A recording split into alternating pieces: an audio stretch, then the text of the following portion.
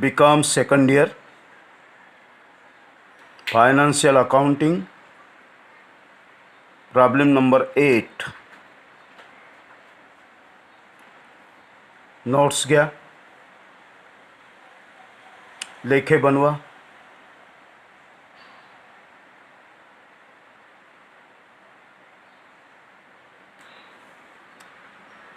समायोजना number 1.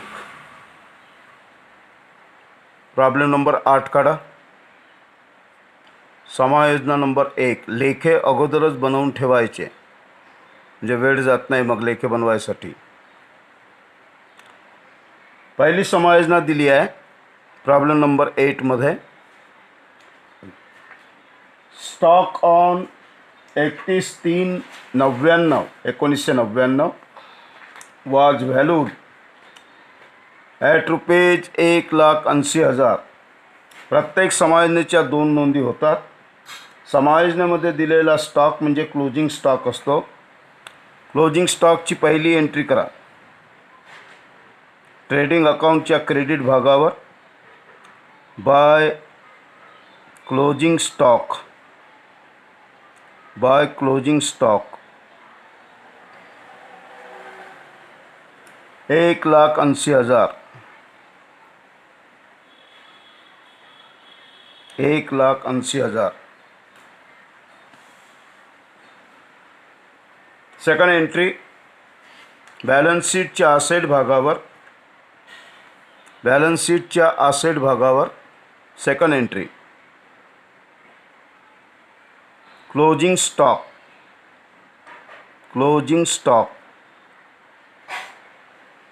Balance शीटमध्ये to आणि bye लिहायचं नाही.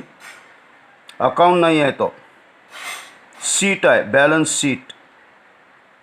1,80,000.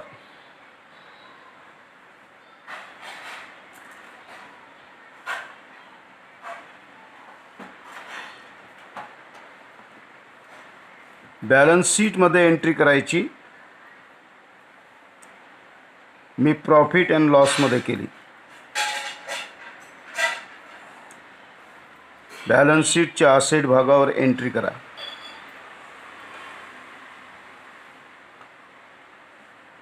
Closing stock.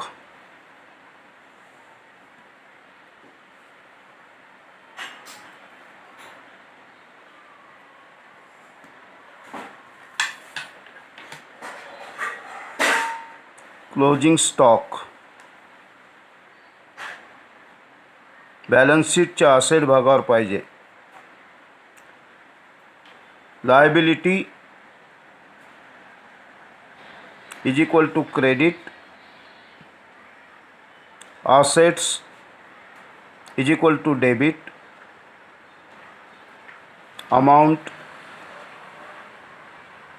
amount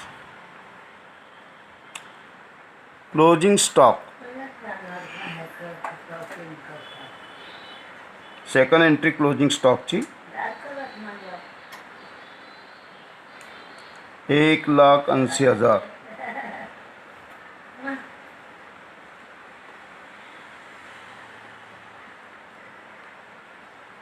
नंतर झाली समायोजना पहिली.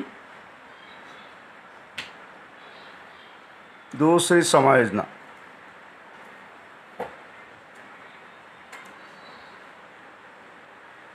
नोट्स बाजूलाच ठेवायची. रिझर्व अंडरलाईन करा शब्द reserve for bad debtors is to be provided at 5% on sundry debtors.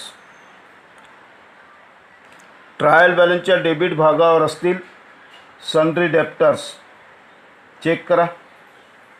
Sundry debtors asset भागावर लिहा. सन्ड्री डेप्टर्स आहेत गणितामध्ये दिलेले. डेबिट भागावर असतात हे 83,000. मायनस पहिल्यांदा मायनस करायचा बॅड डेप्टर्स. पहिल्यांदा मायनस करा बॅड डेप्टर्स. नंतर मायनस करायचा रिझर्व फॉर बॅड डेप्टर्स, जे समायोजनेमध्ये दिला आहे, रिझर्व करायला सांगितलं आहे. Reserve for bad debtors, reserve for bad debtors किती पर्सेंट म्हटलं आहे बघा, 5%. 5% निर्माण करायला सांगितलं आहे. 5% निर्माण करायचे 83,000वर, 83,000वर निर्माण करायचे. काढा किती होतात ते बॅड डेप्टर्स.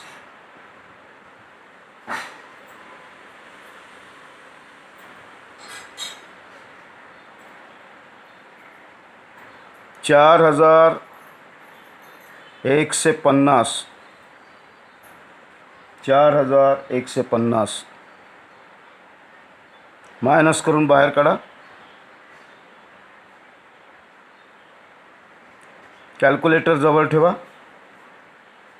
78,850 ही झाली एक एंट्री. सन्ड्री डेप्टर्समधून ट्रायल बॅलन्सच्या डेबिट भागावर दिलेल्या सन्ड्री डेप्टर्समधून पहिल्यांदा मायनस करायचं बॅड डेप्टर्स, आणि जे उरले त्यांच्यातून मायनस करायचा रिझर्व म्हटलं होतं गणितामध्ये, शब्द चेक करून टाकायचा. रिझर्व म्हटलं तर reserve, provision for bad debtors म्हटलं तर म्हणजे बॅड डेप्टर्स.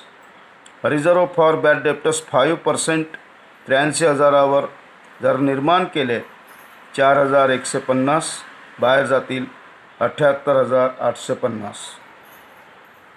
बॅड डेप्टर्स आणि बॅड डेप्टर्स रिझर्वशी संबंधित, बॅड डेप्टर्स आणि बॅड डेप्टर्स रिझर्वशी संबंधित एकापेक्षा जास्त पदं असतील तेव्हा प्रॉफिट अँड लॉस अकाउंटच्या डेबिट भागावर, प्रॉफिट अँड लॉस अकाउंटच्या डेबिट भागावर प्रोव्हिजन लिहावी लागते, प्रावधान लिहावी लागते. म्हणून चेक करायचं गणितामध्ये, बॅड डेप्टर्स डेबिट भागावर असतात ट्रायल बॅलन्सच्या, आणि बॅड डेप्टर्स रिझर्व क्रेडिट भागावर असतात. बॅड डेप्टर्स डेबिट भागावर आहेत का ते चेक करायचं, आणि क्रेडिट भागावर बॅड डेप्टर्स रिझर्व आहे का ते चेक करायचं. असेल तर प्रोव्हिजन लिहायची, प्रॉफिट अँड लॉस अकाउंटच्या डेबिट भागावर प्रावधान लिहायची. नसेल तर डायरेक्ट लिहायचा, नसेल तर डायरेक्ट लिहायचा. बघून घ्या गणितामध्ये आहे का प्रोव्हिजन.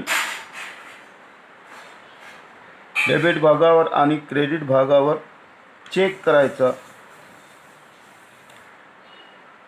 आहे का बघा.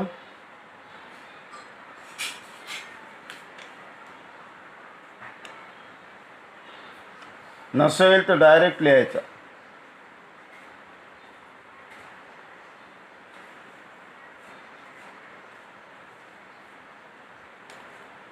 नाही आहे डायरेक्ट लिहा. मग 2 रिझर्व फॉर बॅड डेप्टर्स,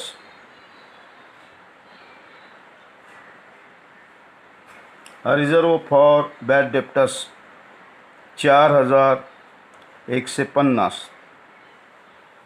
झाल्या. दोन्ही नोंदी. 2 एंट्री झाल्याशिवाय समोर जायचं नाही. समायोजनेमध्ये हळूहळू सोडवायचं गणित, फास्ट सोडवायचं नाही.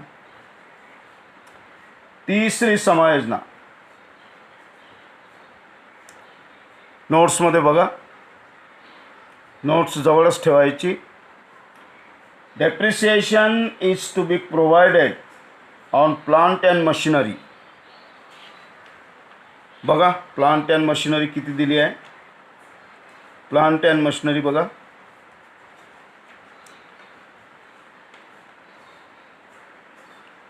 राईट टिक करा त्याच्यावर. बॅलन्स शीटच्या असेट भागावर या. Plant and machinery, plant and machinery.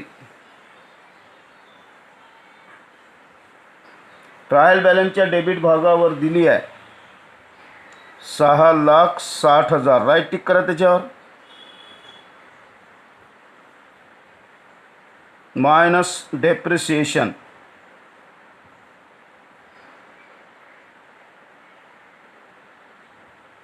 Depreciation आकारायला सांगितलं आहे प्लांट अँड मशीनवर 5%.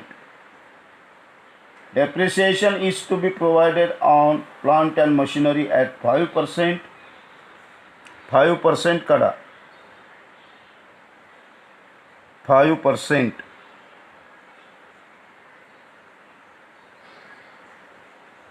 33,000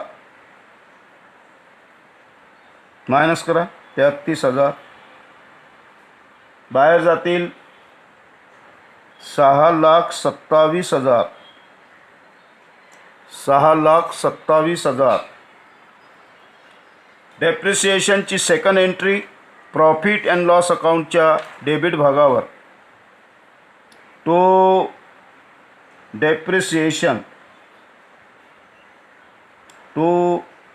डेप्रिसिएशन अंडरलाइन करा.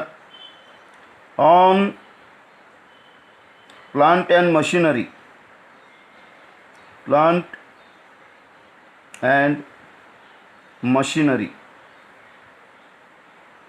प्लांट अँड मशिनरी 33,000 डेप्रिसिएशन काढला होता आपण. नंतर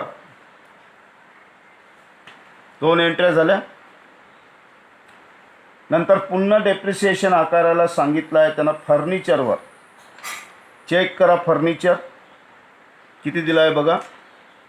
बॅलन्स शीटच्या असेट भागावर लिहा फर्निचर. असेट आहे आपली furniture 29,000. 29,000 minus depreciation.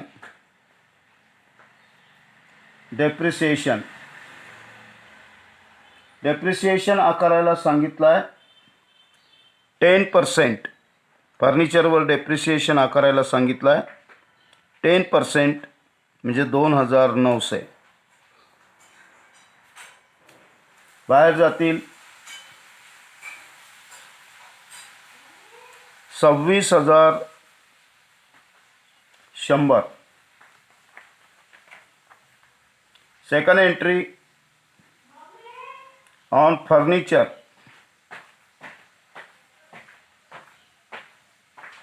Depreciation on furniture 2,900. 2,900. पुन्हा डेप्रिसिएशन आकारायला सांगितलं आहे समायोजना नंबर 3 मध्ये ऑन मोटर कार्स.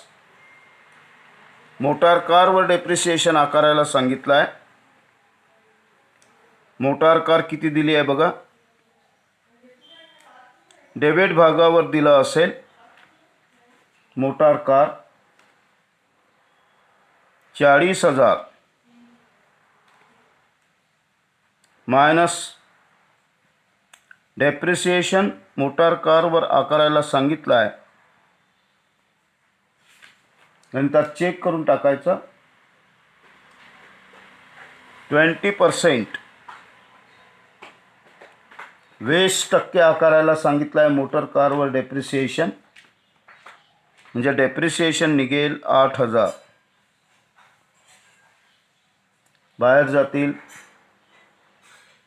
मायनस केल्यानंतर मोटार कार उरली 32,000. Second entry on motor car.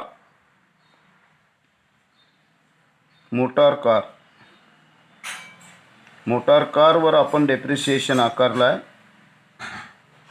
8,000. 8,000चं depreciation. नंतर पुन्हा डेप्रिसिएशन आकारायला सांगितलं आहे का चेक करा. लूज टूल्स कशावर आकारायला सांगितलं आहे. लूज टूल्स एक मिनिट, जरा आखणी करतो.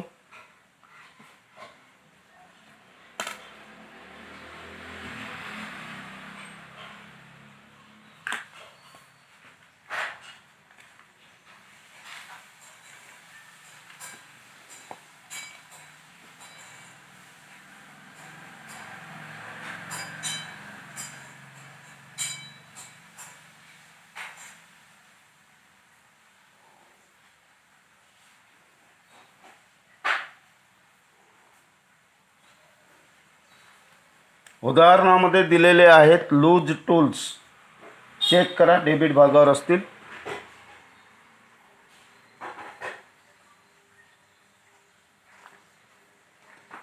लूज टूल्स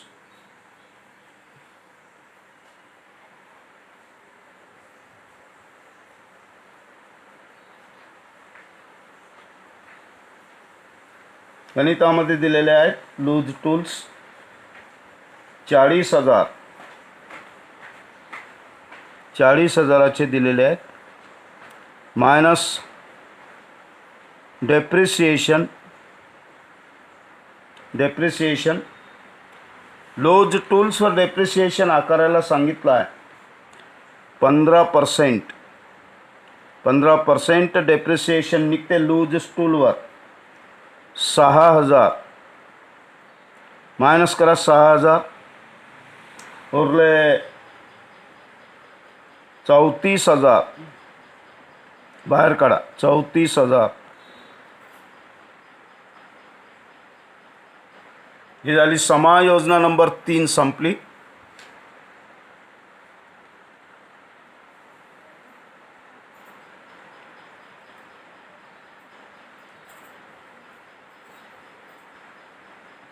नंतर समायोजना नंबर 4 बघा. नोट्स जवळच ठेवायची. Prepaid insurance ₹2,000. मग राईट टिक करा इन्शुरन्सवर. इन्शुरन्स आहे 20,000. उदाहरणामध्ये इन्शुरन्स दिलेला आहे 20,000. प्रॉफिट अँड लॉस अकाउंटच्या डेबिट भागावर इन्शुरन्स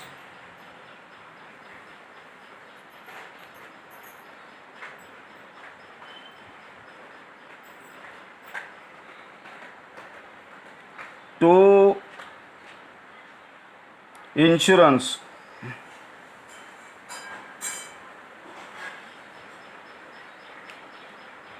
दिलेला आहे 20,000.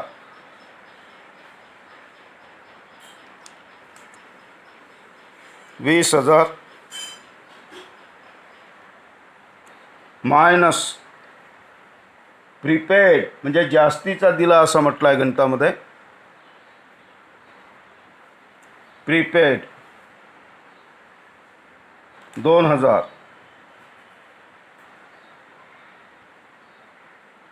मायनस करतो आपण. 2,000 उरले 18,000. जास्तीचा दिला. कुणालाही जास्तीचे पैसे दिले असतील परत मागावे लागतील. जास्तीचे पैसे आपली संपत्ती असते, आसेट असते. आसेट भागावर लिहायचा. आसेट भागावर लिहा. आसेट भागावर प्रीपेड इन्शुरन्स. 2,000. प्रत्येक समायोजनेच्या 2 नोंदी व्हायलाच पाहिजे.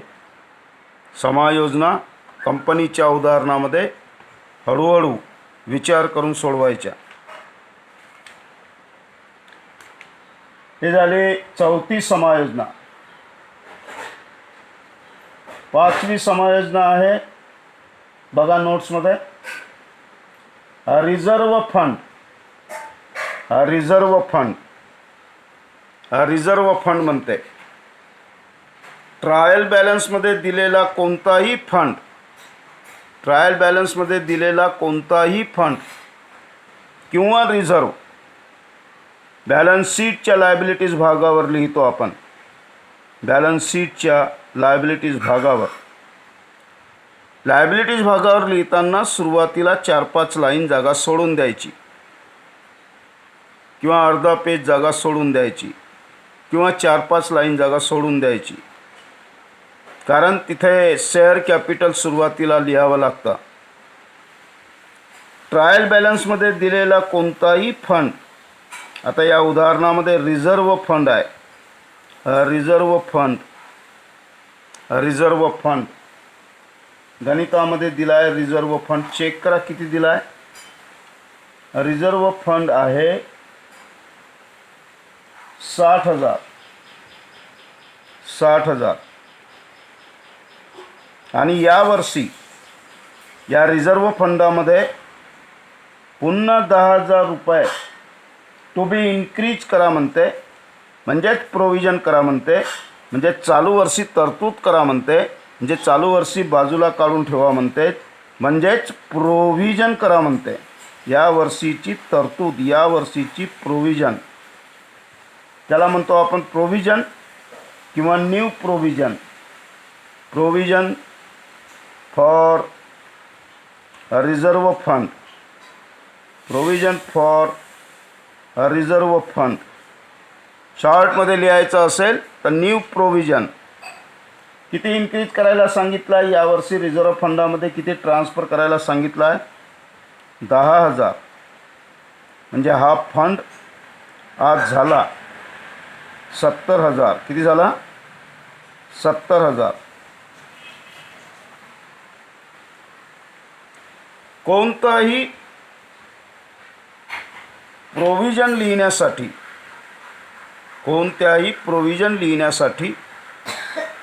कोणत्याही प्रकारच्या प्रोव्हिजन लिहिण्यासाठी आपण तयार करतो profit and loss appropriation account.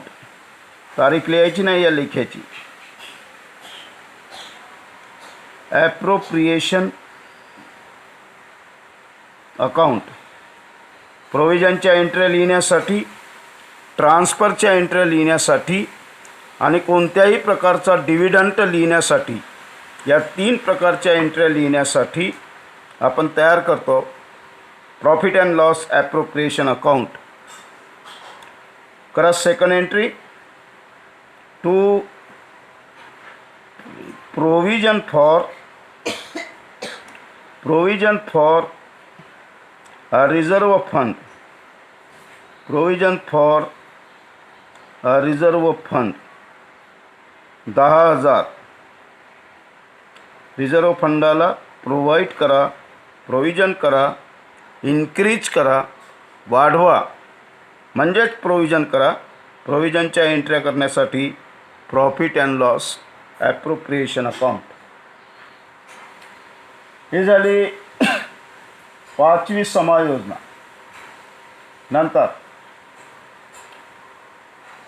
Directors नंतरची समायोजना, 6 नंबरची समायोजना.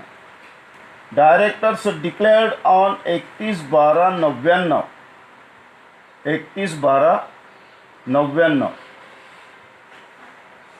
31/12/99ला डिक्लेअर्ड केलं म्हणते. And interim dividend for 6 month. आपण लेखे बनवून राहिलो. कोणत्या तारखेसाठी लेखे बनवून राहिलो आपण? 31 मार्च 99. आपण लेखे बनवून राहिलो 31 मार्च. मुद्दामच तारखा नव्हत्या लिहिल्या मगाशी मी. 99. आणि डायरेक्टरनी डिक्लेअर्ड केलं.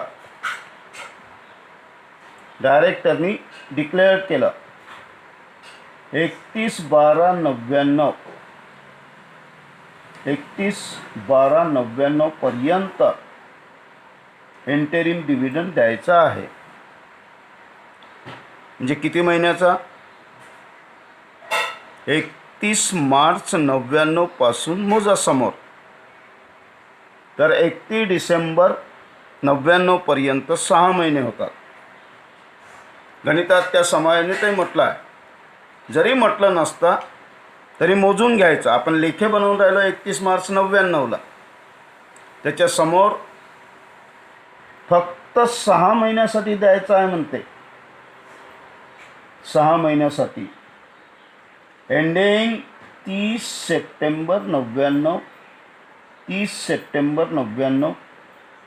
आता गणितामध्ये त्यानं स्पष्ट 6 महिन्याचं दिलं आहे, म्हणजे तारखा वगैरे आपल्याला मोजण्याची गरज नाही, ॲक्युरेट काढण्याची गरज नाही. समायोजनेतच त्यानं स्पष्ट दिला आहे 6 महिन्याचा डिव्हिडंड डिक्लेअर केला म्हणून.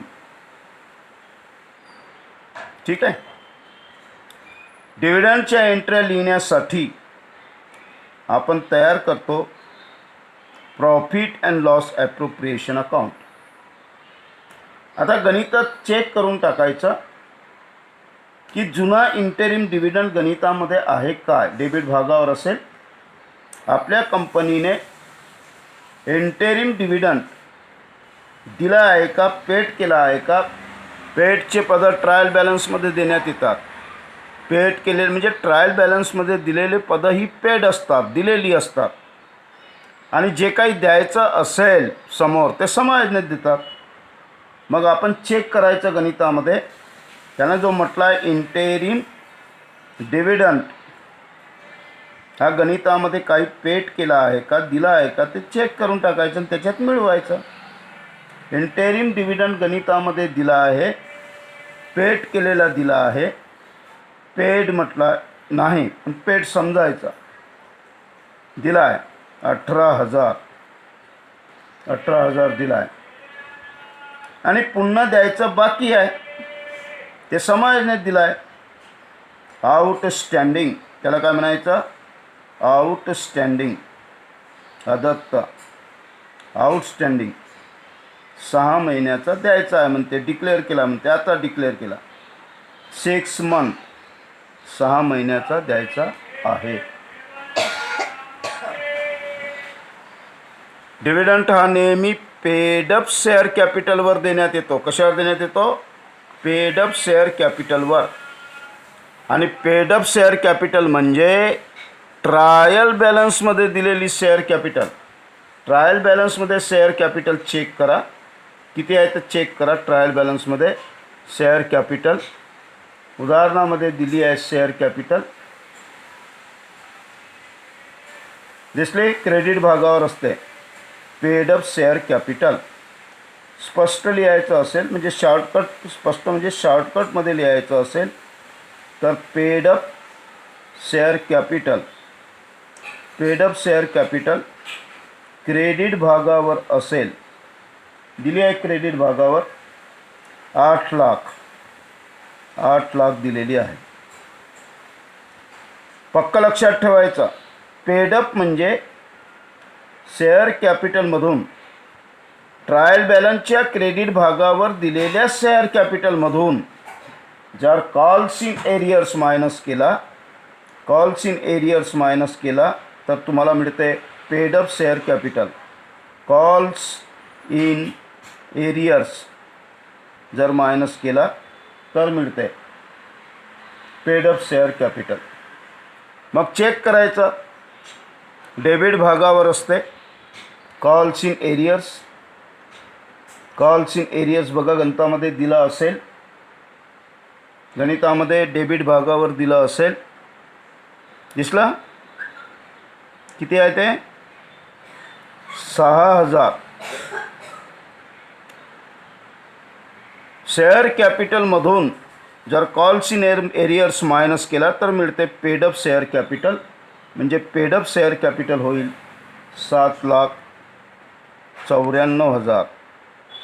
7,00,000. या 7,94,000वर त्यांनी इंटेरिम डिव्हिडंडची घोषणा केली संचालकाने यावर्षी की आम्ही 3% दराने देऊ.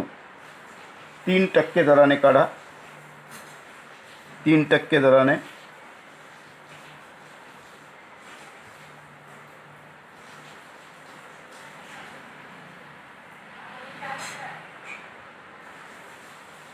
काढलं.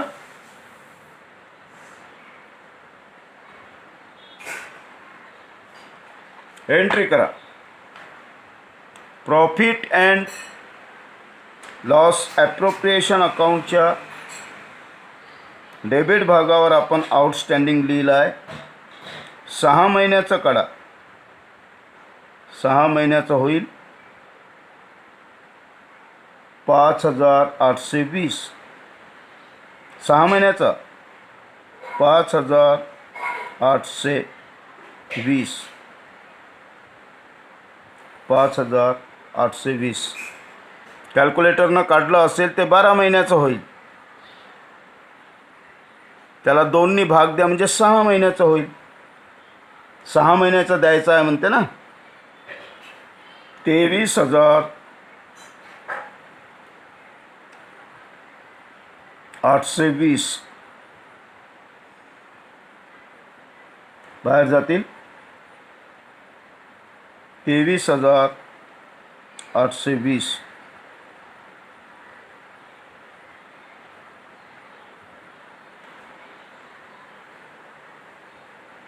चेक करा बरोबर.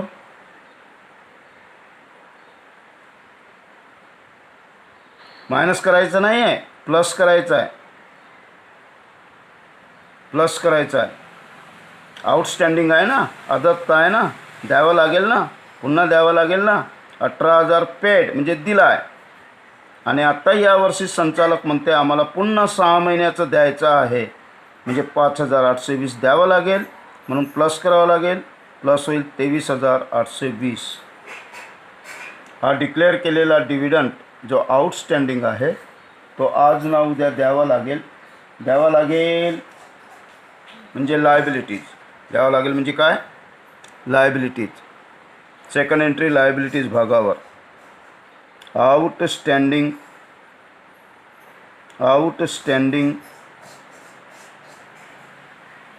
Interim dividend. Interim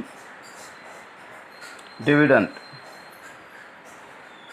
outstanding interim dividend 5,820.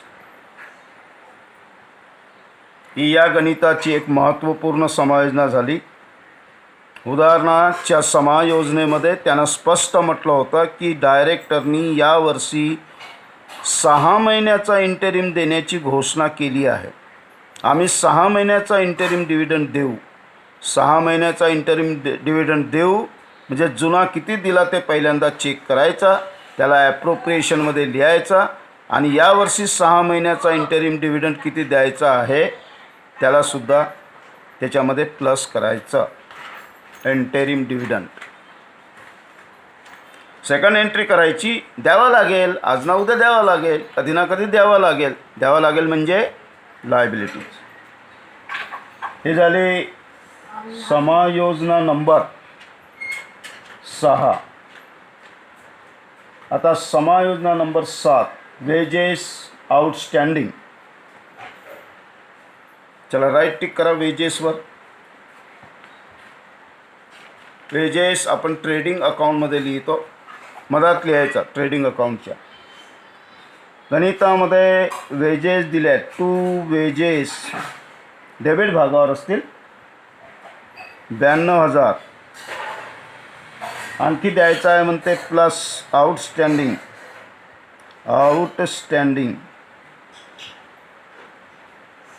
Outstanding 3,000 म्हणजे असा एकंदर वेजेस झाला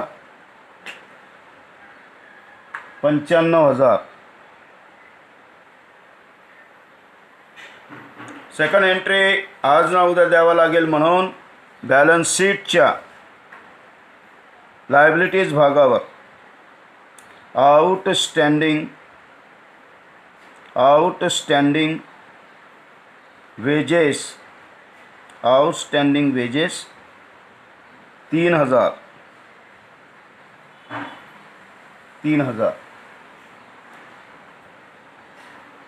नंतर प्रोव्हाइड फॉर, नंतरची समायोजना घ्या 8 नंबरची.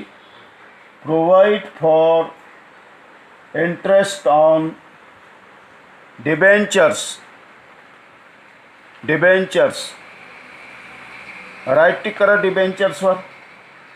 डिबेंचर्स बघा, आपल्या कंपनीने किती रुपयाचे डिबेंचर्स विकले ते बघून घ्या. डिबेंचर्स किती दिला आहे डिबेंचर्स?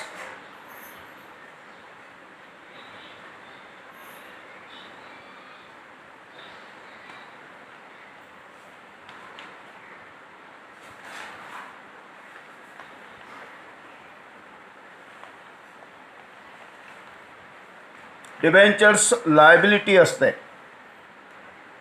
डिबेंचर्स काय असते? आपली पर्सेंटेज दिला आहे गणितामध्ये, पर्सेंटेज दिला आहे. डिबेंचरचा पर्सेंटेज दिला आहे. किती टक्के आहे डिबेंचर्स? चेक करा जरा. डिबेंचर्स किती टक्के आहेत? 6% डिबेंचर्स. 6% डिबेंचर्स लिहा. 6% डिबेंचर्स गणितामध्ये दिले आहेत 4 लाख. 4 लाख. ब्रॅकेटमध्ये म्हटलं आहे एक डिबेंचर्सची किंमत दिली आहे त्यानं. ब्रॅकेटमध्ये दिलेली किंमत म्हणजे फेस व्हॅल्यू असते. 1000 इंटू 4 लाखाला भाग द्या. 1000 भाग द्या म्हणजे डिबेंचर्स किती विकले ते समजेल. किती?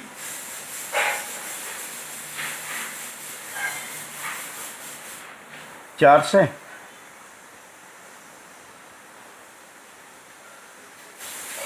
400 होतील ना डिबेंचर्स. 400 गुणिला 1 लाख. 400 होतात की 4000 होतात? चेक करा. माझ्याजवळ कॅल्क्युलेटर नाही आहे. 4 लाख.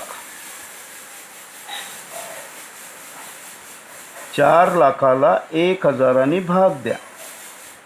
भाग दिल्यास होतील 400. ही किंमत होईल 4 लाख. याला म्हणतात फेस व्हॅल्यू. याला म्हणतात फेस व्हॅल्यू. आणि पक्क लक्षात ठेवायचा, हा जो इंटरेस्ट तुम्ही काढणार हा फेस व्हॅल्यूवर काढण्यात येते, या किमतीवर नाही, बाहेर लिहिलेल्या किमतीवर नाही. जर ही 4 लाखाची किंमत दिली नसेल गणितात, म्हणजे फेस व्हॅल्यू दिली नसेल, तर मग या किमतीवर काढायचा. तेवढीच फेस व्हॅल्यू आहे असं समजायचा. पण पर्सेंटेजने कुठेही काहीही काढताना, मग ते डिबेंचर्स असोत किंवा गव्हर्मेंट बॉन्ड्स असोत, डिबेंचर्स असोत की इन्व्हेस्टमेंट असो, लायबिलिटीज भागावरचा असो किंवा आसेट भागावरचा असो, जेव्हा केव्हा तुम्हाला इंटरेस्ट काढायचा असेल, तो इंटरेस्ट फेस व्हॅल्यूवर देण्यात येतो, त्याच्या मूळ किमतीवर देण्यात येतो. उदाहरणामध्ये एका डिबेंचरची किंमत त्यानं दिली आहे 1000. मग आपल्याला काढता येते 1000 रुपयाप्रमाणे तुम्ही डिबेंचर्स विकले तर 4 लाखाला किती डिबेंचर्स विकले असतील? 1000 गुणिला 400, 4 लाख. नेहमी या किमतीवर म्हणजे फेस व्हॅल्यूवरच इंटरेस्ट काढण्यात येतो. मग तो डिबेंचरचा असो की गव्हर्मेंट सिक्युरिटीजचा असो किंवा इन्व्हेस्टमेंटचा असो, लायबिलिटीज भागावरच्या पदावर असो किंवा आसेट भागावरच्या पदावर असो, नेहमी फेस व्हॅल्यूवर देण्यात येते, मूळ किमतीवर देण्यात येते, या बाहेरच्या राशीच्या किमतीवर नाही. एवढं नीट लक्षात ठेवायचं.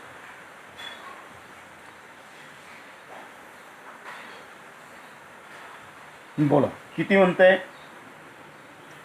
आपण विकलेल्या डिबेंचर्सवर किती पर्सेंट दराने आपल्याला द्यायचं आहे? आता इंटरेस्ट, डिबेंचर्सवर इंटरेस्ट द्यायचा आहे.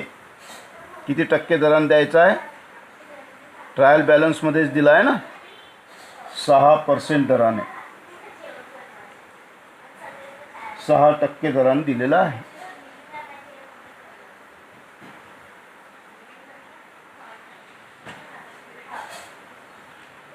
द्यावा लागेल,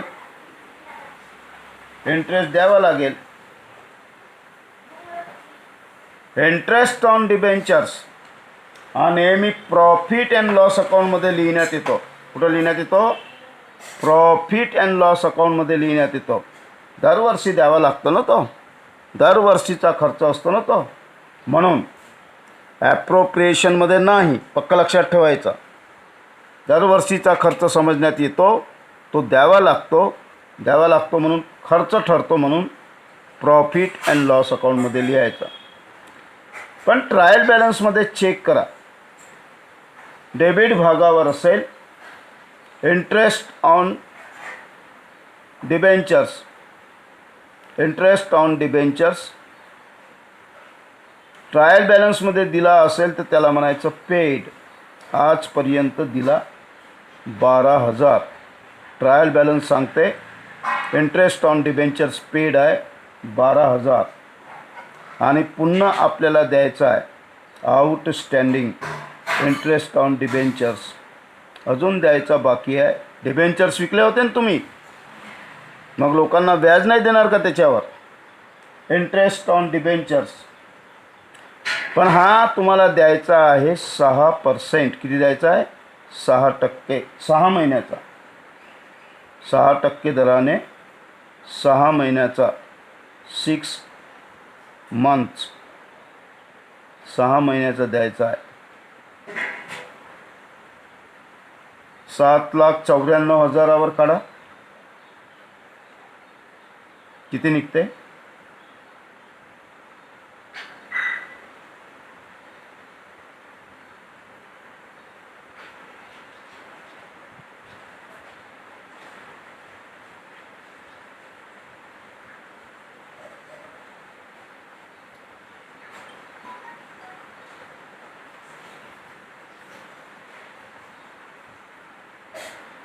$12,000.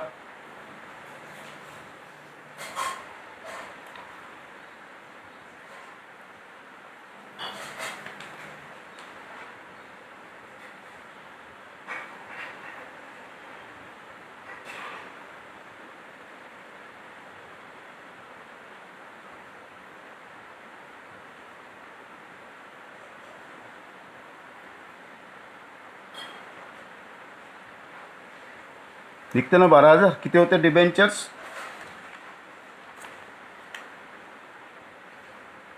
4 लाख. डिबेंचर्स बघायचे, डिबेंचर्सवर काढायचा. झाला किती? 24,000 द्यावा लागेल. जो इंटरेस्ट डिबेंचरचा बाकी आहे, आउटस्टँडिंग आहे, आज ना उद्या द्यावा लागेल म्हणजे लायबिलिटीज. आउटस्टँडिंग वेगळं लिहायचं. याला इंटरेस्टच्या मूळ किमतीत इंटरेस्ट मिळवायचं नाही, डिबेंचरच्या मूळ किमतीमध्ये मिळवायचं नाही, सेपरेट लिहायचं. Outstanding interest on debentures, outstanding interest on debentures 12,000.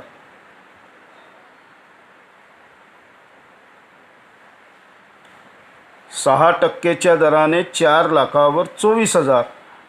पण आपल्याला द्यायचं किती आहे? फक्त 6 महिन्याचा. त्याला अर्ध करा 24,000ला. अर्ध केलं तर बरोबर मिळते. ही झाली समायोजना नंबर 8. ही सुद्धा एक महत्त्वाची समायोजना होती. 6 महिन्याचं डिबेंचर्सवर इंटरेस्ट प्रोव्हाइड करा म्हणते, म्हणजे द्यावयाचं आहे म्हणते. म्हणून पहिल्यांदा राईट टिक करायचं आपण डिबेंचर्सवर. त्याचा पर्सेंटेज दिला होता 6% डिबेंचर्स. त्याची किंमत दिली होती 4 लाख. पण गणितामध्ये एका डिबेंचरची किंमत त्यांना दिली होती 1,000 रुपये. म्हणून आपण डिबेंचर्स किती विकले असतील हे शोधून काढलं. 4 लाखाला 1,000 भाग दिला तर ते निघाले 400. या गणितामध्ये फेस व्हॅल्यू तेवढीच आहे आणि पेडअप व्हॅल्यूसुद्धा तेवढीच आहे. पण इंटरेस्ट हा नेहमी फेस व्हॅल्यूवर द्यायचा. कमी जास्त किंमत निघाली पंचायत नको म्हणून. कारण इंटरेस्ट हा नेहमी, मग ती असेट असो नाही लायबिलिटीज, फेस व्हॅल्यूवर देण्यात येते. मग 4,00,000वर 6% दराने 24,000 निघते, पण तो 12 महिन्याचा झाला. पर्सेंटेजच्या आधारावर काढण्यात येणारी राशी 12 महिन्याची असते. आपल्याला 6 महिन्याचंच द्यायचं होतं म्हणून 12,000 अर्ध करावं लागेल. आणि उदाहरणामध्ये त्यानं स्पष्ट दिलं होतं की इंटरेस्ट ट्रायल बॅलन्समध्ये देणं म्हणजे पेड. त्याने पेड केलं 12,000 आणि आपल्याला आता 6 महिन्याचं द्यायचं आहे, तो निघते 12,000. म्हणजे असा एकंदर इंटरेस्ट ऑन डिबेंचर्स होईल 24,000. प्रॉफिट अँड लॉस अकाउंटच्या डेबिट भागावर एक एंट्री आणि भविष्यात कधी ना कधी द्यावा लागेल हा इंटरेस्ट ऑन डिबेंचर्स 6 महिन्याचा, ज्याची तुम्ही घोषणा केली आहे, द्यावा लागेल म्हणजे liabilities. Next, provision for taxation. Provision for taxation. Provision for taxation पक्क लक्षात ठेवायचं. टॅक्सचं नाव दिसल्याबरोबर प्रॉफिट अँड लॉस अकाउंट. जेव्हा केव्हा टॅक्सचं नाव दिसेल, टॅक्सची प्रोव्हिजन करायची असेल, तेव्हा त्याच्या प्रॉफिट अँड लॉस ॲप्रोप्रिएशन अकाउंटमध्ये टॅक्सेशन कधीच जात नाही. Provision for taxation profit and loss अकाउंटमध्ये जाते. काहून का जाते? टॅक्सेशन हा दरवर्षीचा खर्च समजण्यात येतो. प्रत्येक वर्षी सरकारला टॅक्स द्यावं लागतं, म्हणजे तो खर्च ठरतो म्हणून प्रॉफिट अँड लॉस. लाभातून बाजूला काढून संग्रहित करून ठेवण्यात येत नाही टॅक्स. टॅक्स हा दरवर्षी द्यावा लागतो म्हणून प्रॉफिट अँड लॉस. पण समायोजनात समोर जर वाचलं तर तो काय म्हणते? Provision for taxation is to be made at 50% on net प्रॉफिटच्या द्यायचा आहे. कशाच्या? नेट प्रॉफिटचं द्यायचं आहे. आणि नेट प्रॉफिट अँड लॉस अकाउंटमधून अजून आपण काढलेला नाही, म्हणजे ही समायोजना आत्ता सोडवता येत नाही. जेव्हा आपण प्रॉफिट अँड लॉस अकाउंट तयार करून राहिलो, त्याच्या डेबिट भागावर नेट प्रॉफिट काढू, त्याच्यानंतर ही समायोजना करू. म्हणजे एक समायोजना अजून बाकी आहे असं लक्षात ठेवायचं. आता ती सोडवता येत नाही. प्रॉफिट अँड लॉस अकाउंटमधून नेट प्रॉफिट आपण शोधून काढला नाही. या नेट प्रॉफिटवर त्यानं प्रोव्हिजन करायला सांगितले आहे, म्हणून पहिल्यांदा नेट प्रॉफिट काढावं लागेल, नंतर त्यांनी सोडवावं लागेल. ही समायोजना सोडवावी लागेल. म्हणजे एक समायोजना बाकी राहिली 9 नंबरची, लक्षात ठेवायचं. चला घ्या ट्रायल बॅलन्स.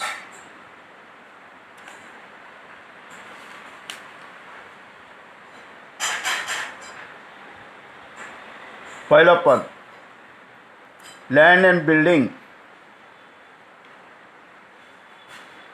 आसेट बाजू घ्या.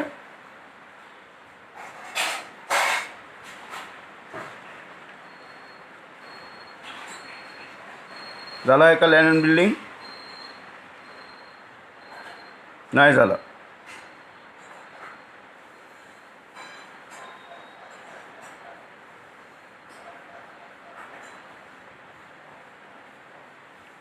किती आहे लँड अँड बिल्डिंग? 3,40,000. आसेट भागावर प्लांट अँड मशिनरी समायोजना होती याच्यावर. झाला आहे ते सोडून द्या, राईट टिक केला असेल. लोज टूल्स झाला आहे ते समायोजना होती याच्यावर. नंतर प्रिलिमिनरी एक्सपेन्सेस बॅलन्स शीटच्या आसेट भागावर कॅपिटल एक्सपेंडिचर असते, म्हणून प्रिलिमिनरी एक्सपेन्सेस 20,000. नंतर फर्निचर झाला आहे.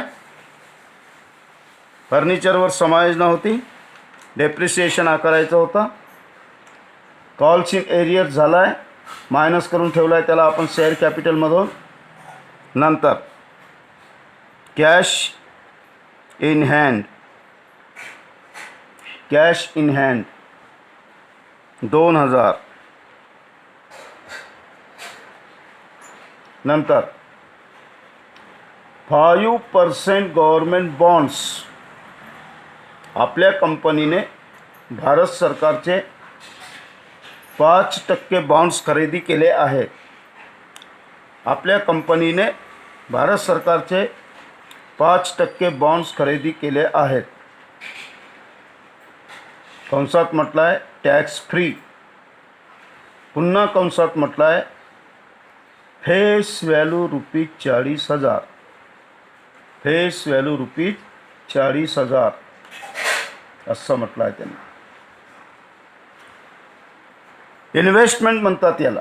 आपल्या कंपनीनं गव्हर्मेंट्स बॉन्ड्समध्ये 5% व्याज मिळालं पाहिजे म्हणून. किती टक्के व्याज मिळालं पाहिजे म्हणून? 5% व्याज मिळालं पाहिजे म्हणून गव्हर्मेंटचे बॉन्ड्स खरेदी केलेत. गव्हर्मेंट बॉन्ड्स डेबिट भागावर दिला आहे. डेबिटची एंट्री डेबिटवर, क्रेडिटची एंट्री क्रेडिटवर. भारत सरकारचे बॉन्ड्स खरेदी केले आहेत. त्यांची मूळ किंमत गणितात दिला आहे त्यानं स्पष्ट. फेस व्हॅल्यू गणितात दिला आहे. फेस व्हॅल्यू किती होती? फेस व्हॅल्यू ₹40,000 मूळ किमतीचे जेव्हा केव्हा खरेदी केले असतील ती किंमत 2 वर्ष अगोदर, 5 वर्ष अगोदर, 10 वर्ष अगोदर जेव्हा केव्हा खरेदी केली असेल त्याला म्हणतात फेस व्हॅल्यू. गव्हर्मेंटचे बॉन्ड्स ₹40,000 खरेदी करून ठेवले होते तुम्ही. त्यांची आज मार्केटमध्ये किंमत आहे 36,000. त्यांची किंमत कमी झालेली आहे 36,000. वाढलीच पाहिजे असं बंधन नाही. जे प्रमाणपत्र सर्टिफिकेट गव्हर्मेंटचे बॉन्ड्स तुम्ही खरेदी केले, शेअर्स खरेदी केले, डिबेंचर्स खरेदी केले, त्यांची आजची किंमत कमी जास्त होऊ शकते. परंतु सरकार फेस व्हॅल्यूवर व्याज देते. फेस व्हॅल्यूवर जेव्हा सरकार फेस व्हॅल्यूवर व्याज देते, जेव्हा केव्हा व्याज काढायचं असेल तेव्हा पक्क लक्षात ठेवायचं व्याज हे फेस व्हॅल्यूवर काढण्यात येते. जेव्हा गव्हर्मेंटचे बॉन्ड्स तुम्ही खरेदी केले तेव्हा तुमची आसेट झाली. आसेट आहे ती कशासाठी खरेदी केले? 5% दराने नियमित दरवर्षी व्याज मिळालं पाहिजे म्हणून. व्याज मिळण्यासाठी खरेदी करतो आपण. व्याज मिळेल जेव्हा केव्हा मिळेल. समाजने दिला आहे म्हणजे अजून मिळालं नाही, अप्राप्त आहे. इंग्रजीमध्ये त्याला नाव आहे अप्राप्तला ॲक्रूड. ॲक्रूड म्हणजे अप्राप्त शब्द वापरायचा असतो. ॲक्रूड अजूनपर्यंत मिळालं नाही. सरकारनेही घोषणा केली असेल म्हणून त्यानं आपल्याला त्याची जेव्हा एखाद्या पदासमोर हा पर्सेंटेज दिला असेल, एखाद्या पदासमोर असा पर्सेंटेज दिला असेल 5% पर्सेंटेज दिला असेल तर त्याला नाव ठेवायचं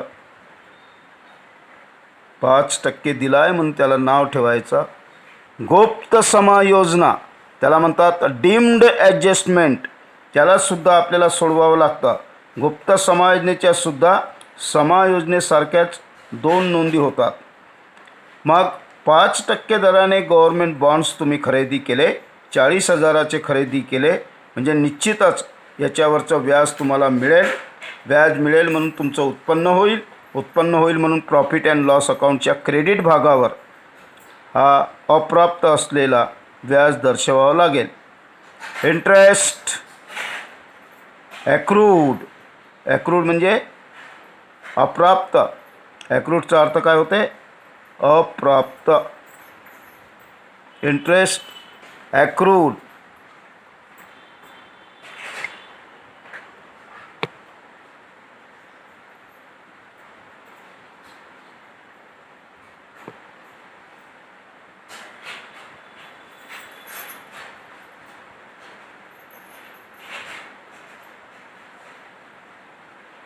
ऑन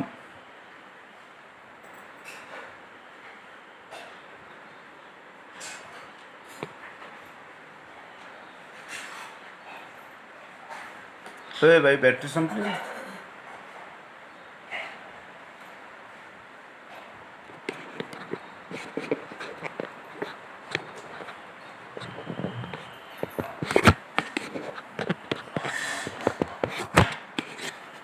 तिकडे ना. ताई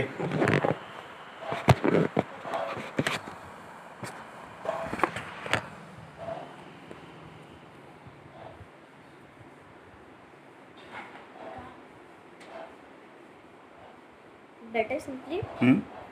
चार्जिंग लावू. चालेल काय? खाऊ.